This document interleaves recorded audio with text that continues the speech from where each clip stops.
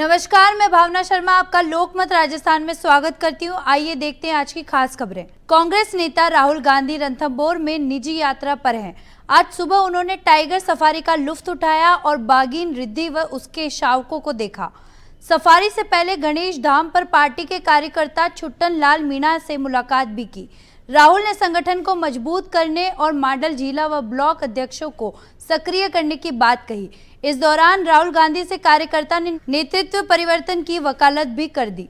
इस पर राहुल गांधी ने संगठन में सुधार का आश्वासन दिया।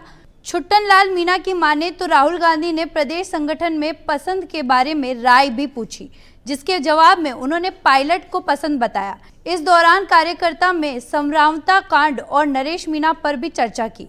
कांग्रेस कार्यकर्ता के मुताबिक राहुल गांधी ने कांग्रेस को नरेश मीणा का समर्थन देने और संगठन को मजबूत करने की बात कही। राहुल गांधी ने कहा कि वह मंडल अध्यक्ष, जिला अध्यक्ष और ब्लॉक अध्यक्षों को आने वाले समय में सक्रिय भूमिका में लाएंगे, जिससे संगठन को मजबूती मिल सके।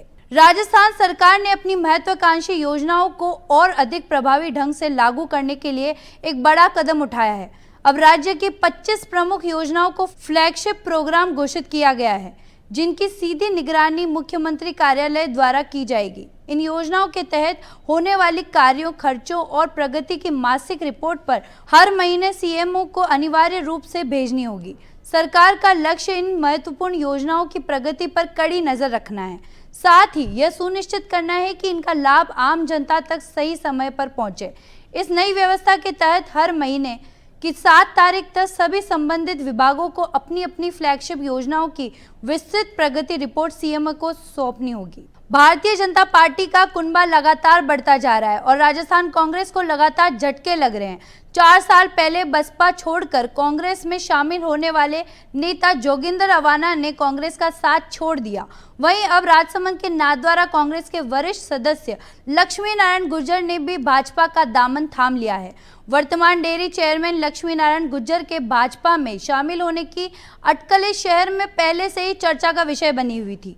सूत्रों के अनुसार उन्होंने 3-4 दिन पहले ही भाजपा का दामन थाम लिया था।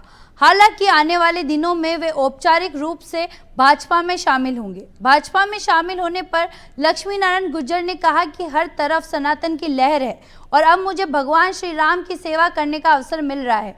यही सोचकर मैंने भाजपा में शामिल होने का कदम उठाया है। उन्होंने कहा कि वह जल्द ही औपचारिक रूप से भाजपा में शामिल होंगे। केंद्रीय मंत्री गजेंद्र सिंह शेखावत ने पश्चिम बंगाल में हिंसा के मामले में ममता सरकार को घेरा।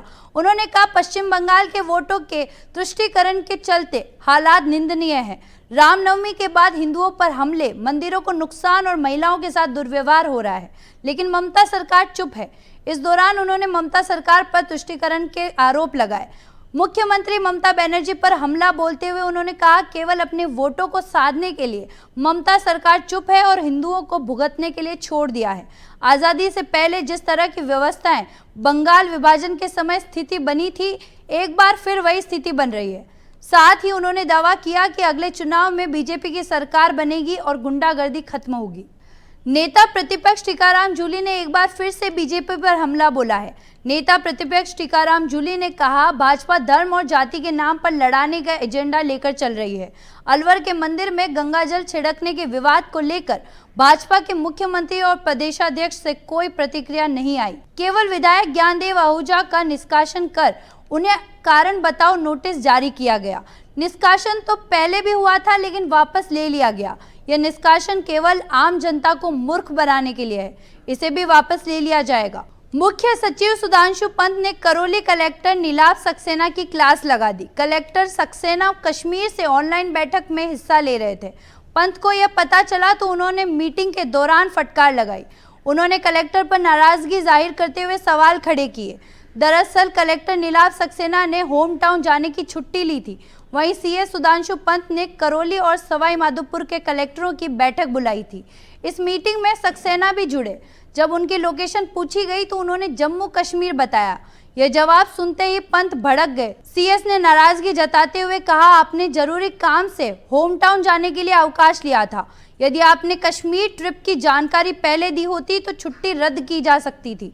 जिले में गर्मी और बिजली पानी की समस्या के बीच यह गैर जिम्मेदाराना है।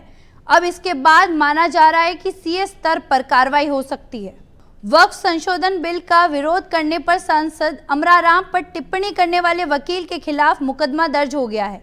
सोशल मीडिया पर अभद्र टिप्पणी करने के मामले में सीकर के कोतवाली थाने में मुकदमा दर्ज किया गया है। सीपीआईएम के राम रतन बगड़िया ने शिकायत की कि आरोपी एडवोकेट जीडीसी ने फेसबुक पर सांसद के खिलाफ अनर्गल बातें लिखी।